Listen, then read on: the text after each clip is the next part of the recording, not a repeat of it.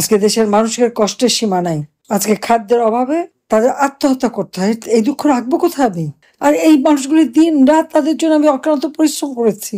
আমি তো কোনোদিন দুপুরে খেতেও পারিনি, গভীর রাত পর্যন্ত ফাইল দেখা কাজ করা করে গেছি যে বাংলাদেশের মানুষ ভালো থাকুক, একটু শান্তিতে থাকুক, একটু সুখে থাকুক, একটু আর্থিক সচ্ছলতা পাক। আর আমি তো করেছি সেটা, এটা তোকে অস্বীকার করতে পারবে না। দিন বদলের সনদ দিয়েছিলাম 2008 সালের নির্বাচনী ইস্তাহারে, সেটা আমরা বাস্তবায়ন করেছি। মানুষের জীবনে শান্তি নিরাপত্তা দিয়েছিলাম, অন্ন বস্ত্র বাসস্থান চিকিৎসা শিক্ষার ব্যবস্থা করে উন্নত জীবন নিশ্চিত করেছিলাম, ঘরে ঘরে বিদ্যুৎ দিয়েছিলাম। একে একে সব ধ্বংস করলো। এই ধ্বংসের হাত থেকে দেশটা এখন ধ্বংসের কিনারায় চলে গেছে। আমি তো আছি, সব হারিয়েছে, আর আবার ভয় নাই, কিছু কষ্ট নেই। খুবই দুঃখ লাগে যে এই সাধারণ মানুষ যারা ভূমিহীন গৃহহীন, তাদেরকে আমি বিনামূল্যে 2 কাঠা করে জমি দিলাম, ঘর দিলাম, আর সেই ঘরগুলি থেকে তাদের বের করে দেওয়া হলো। সেই ঘরগুলি যখন দেই, তাদের সেই আবেগ, চোখের পানি, মুখের হাসি, যত যে কোনো মানুষকে নাড়া দিয়েছিল। যাদের একটা ঠিকানা ছিল না, আমি সেই ঠিকানাটা তাদের দিয়েছিলাম। মুজিব বসে, এটাই তো ছিল আমাদের সব থেকে বড় কর্তব্য। তাছাড়া যখন কোভিড-19 অতিমারি, সারা বিশ্বের অর্থনীতি স্থবির, আমি তো বাংলাদেশের অর্থনীতিকে স্থবির হতে দেইনি। এই যে ঘর বানানো, নানা ধরনের কাজ দিয়ে আমি সচল রেখেছিলাম। এবং আমাদের দারিদ্র্যের হার এই 2024 সালের জুন মাসে আমরা যখন বাজেট দেই, তখনও আমাদের দারিদ্র্যের হার 18% ছিল, আমরা কমিয়েছিলাম। অতি দারিদ্র্যের হার 5% নামিয়ে এনেছিলাম। আজকে সেই দারিদ্র্যের হার বেড়ে গেছে, অতি দারিদ্র্যের হার বেড়ে গেছে। আর আমি দেখলাম খুব কায়দা করে বলা হচ্ছে যে 22 সাল থেকেই নাকি দারিদ্র্যের হার বাড়ছে। 2024 সালে যদি 18.7% দারিদ্র্যের হার থাকে, তো সে কথা না বলে 22 সাল থেকে বাড়ছে এই কথা বলে কিভাবে? মানে ইউনূসের মিথ্যাচার, সেটা দেখলাম টেলিভিশনে নিউজ দিচ্ছে। হোসেন জিল্লুর একটা প্রতিবেদন, সেখানেও এই কথাই লিখেছে। আমি তো তাকে চ্যালেঞ্জ করি, কারণ আমাদের এই হিসাবটা world bank, IMF, world economic forum থেকে শুরু করে এটা বিশ্বব্যাপী সবাই জানে।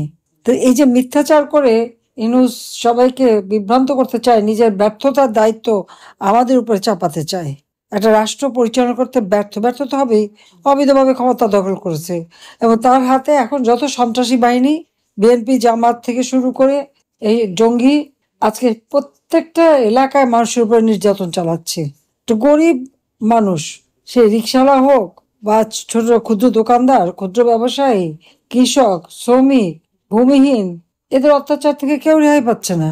এই যে অত্যাচারের কাহিনীগুলি যে শুনলাম, ঘরে ঢুকে মাকেও ছাড়বে না, কুপিয়ে হত্যা করা, আবার মেরে ধরে আবার মামলা দিয়ে হয়রানি করা, কোনো বিচার নাই, আইনের শাসন নাই। খাদ্যে বাংলাদেশ স্বয়ংসম্পূর্ণ। আমি 4 গুণ খাদ্যশস্য উৎপাদন বাড়িয়েছিলাম।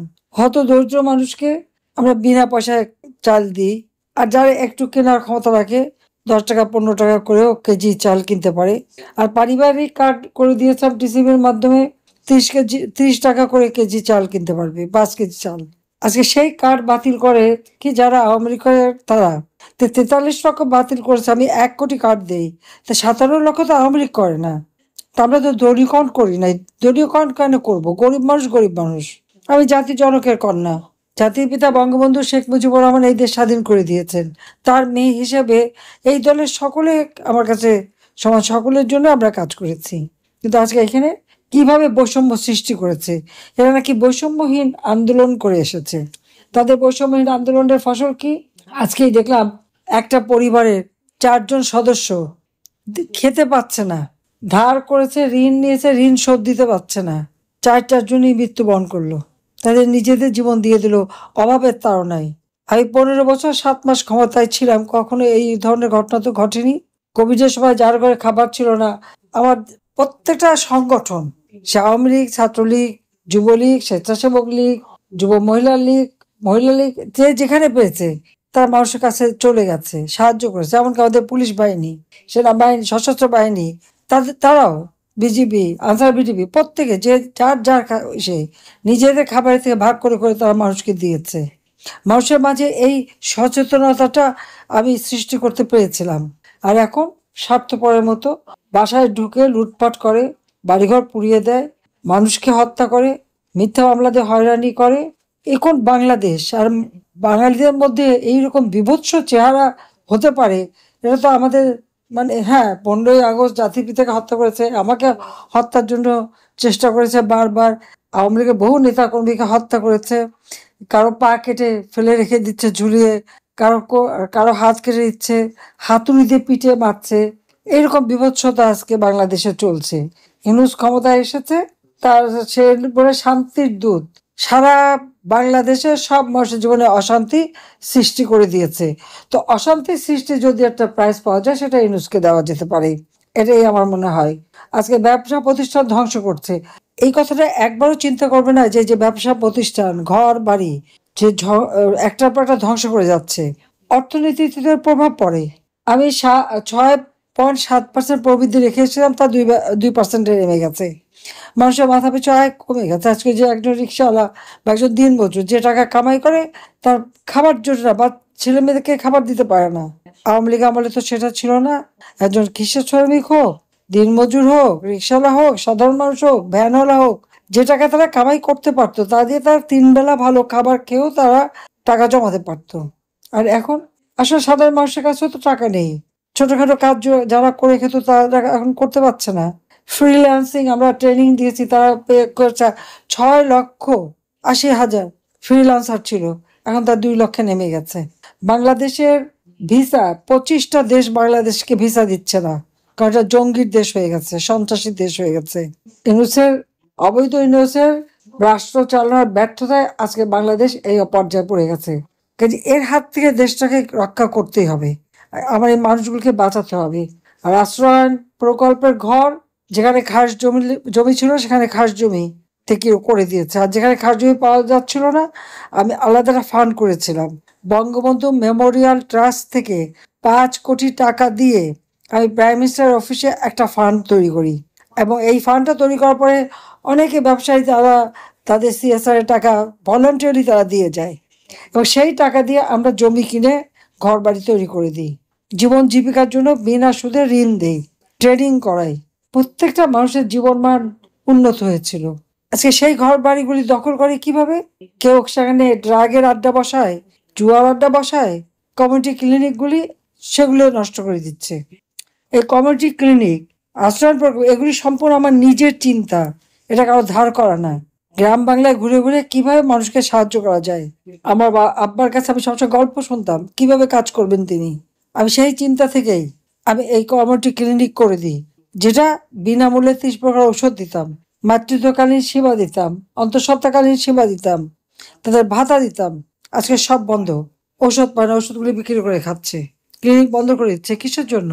বর্গা চাষিদের আমি বিনা জামানতে ঋণ দিয়েছি, কৃষকের কার্ড দিয়েছি, উপকরণ কার্ড নিলে সার বীজ যা দরকার সব স্বল্প মূল্যে কিনতে পারতো, আমরা ভর্তুকি দিয়ে তাদেরকে সহযোগিতা করেছি। কারণ এই কৃষকই তো ফসল ফলাবে, সেটা খেয়েই তো আমাদের জীবন বাঁচে। আজকে ঘরে ঘরে খাবার নেই, হাহাকার। আজকে ছেলে মেয়ে স্ত্রী নিয়ে আত্মহত্যা করতে হয় খাদ্যের অভাবে। এটা তো হত্যা। এই হত্যার দায় তো ইউনূসকে নিতে হবে, ডক্টর ইউনূসকে নিতে হবে। তার ওই অর্থ উপদেষ্টা আছে, তার স্বরাষ্ট্র উপদেষ্টা, আইন উপদেষ্টা, এদেরকে নিতে হবে, তার ওই সমন্বয়কদের দিতে হবে। তাদের এত টাকা পয়সা আছে করতে, গাড়ি বাড়ি টাকা জুতা জামা, একেবারে মনের জন্য 6 মাসের মধ্যে তাদের আঙ্গুর ফুলে কলা গাছ। কই আমরা তো তা পারিনি। 20টা বছর ক্ষমতায়, না আমাদের ছেলে মেয়েদের, না বোন, না বোনের বাচ্চাদের আমাদের, আমরা যা ছিলাম তাই আছি। ওই মধ্যবিত্ত পরিবার হিসেবে সেইভাবেই জীবনযাপন কাটিয়েছি। এটা আমার বাবা মার নির্দেশ, যা পেরেছি মানুষকে দিয়েছে। আজকে কি দুর্ভাগ্যের বিষয়, যাদেরকে ঘর দিলাম সেটা কেড়ে নিচ্ছে, পারিবারিক সঞ্চয়পত্র দিয়েছি সেটা নাকি বন্ধ করে দেবে। যাদেরকে যেমন অনেক শিল্পী সাহিত্যিক কবি থেকে শুরু করে অনেক মানুষ, তাদেরকে আমি ফ্ল্যাট তৈরি করে দিয়েছি, বস্তিবাসীদের ফ্ল্যাট তৈরি করে দিয়েছি। জলবায়ু পরিবর্তনে যারা ক্ষতিগ্রস্ত, সেই কক্সবাজার ক্রুশকুলে 4,000 পরিবার, তাদেরকে ফ্ল্যাট তৈরি করে দিয়েছি, সব নাকি কেড়ে নেবে।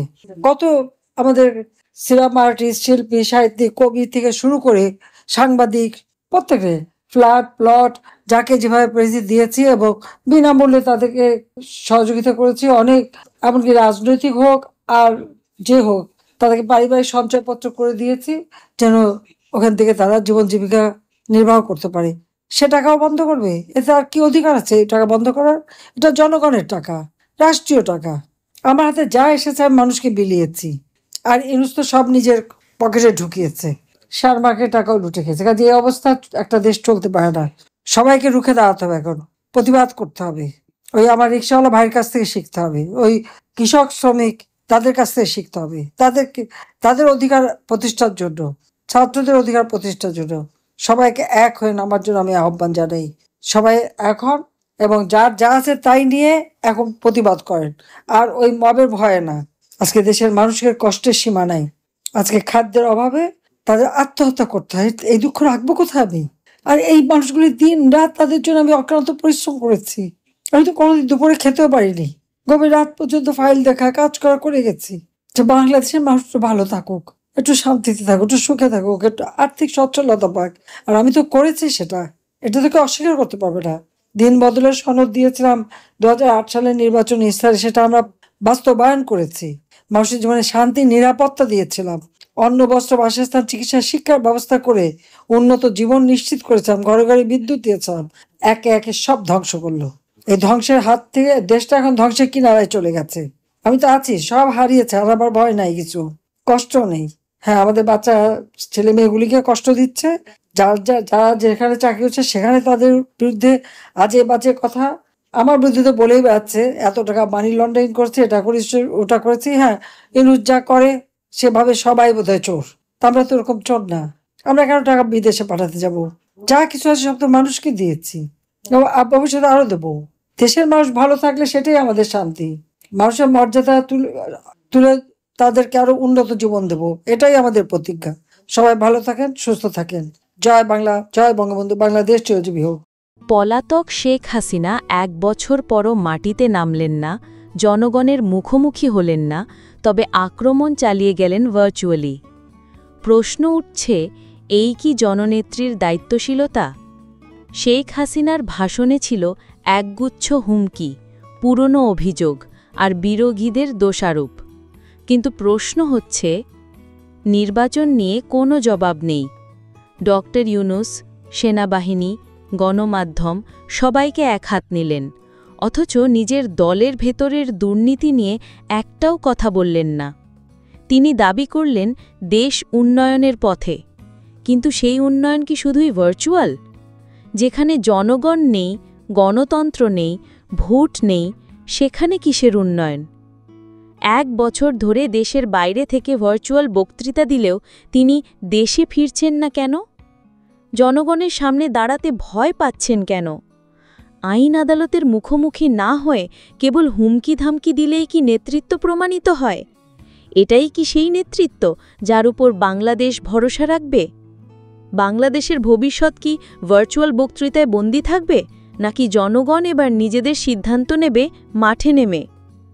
আপনার মতে শেখ হাসিনার ভার্চুয়াল বক্তব্য কি বাস্তব রাজনৈতিক দায় এড়ানোর চেষ্টা, নাকি কৌশলগত পাল্টা আক্রমণ? তো আজকে এই পর্যন্তই, কিন্তু প্রশ্নগুলো এখানেই শেষ নয়। এই দেশ, এই রাজনীতি, এটা আমাদের সবার। আপনি, আমি, আমরা সবাই মিলে গড়ে তুলব সচেতনতার একটা মঞ্চ। আপনার ভাবনা, আপনার চিন্তা এবং আপনার মতামত আমাদের দরকার। তাই কমেন্টে লিখে জানান এই মুহূর্তে আপনি কি ভাবছেন এবং আপনি কোন দিকে তাকাচ্ছেন। রিপাবলিক অ্যান্ড পলিটিক্স কেবল খবর বা বক্তব্যের জায়গা নয়, এটা একটা ভিন্ন মতের প্ল্যাটফর্ম। এখানে প্রশ্ন করার সাহস আছে, সত্যের পেছনে ছুটে চলার স্পর্ধা আছে। চ্যানেলটি ভালো লাগলে অবশ্যই সাবস্ক্রাইব করে পাশে থাকুন, কারণ একটা ক্লিকেই হতে পারে হাজারো অন্ধকার ভেদ করে আলো খোঁজা শুরু। ফিরছি পরের পর্বে আরও খোলামেলা বিশ্লেষণ নিয়ে। সে পর্যন্ত সবাই ভালো থাকুন, সুস্থ থাকুন। আল্লাহ হাফেজ।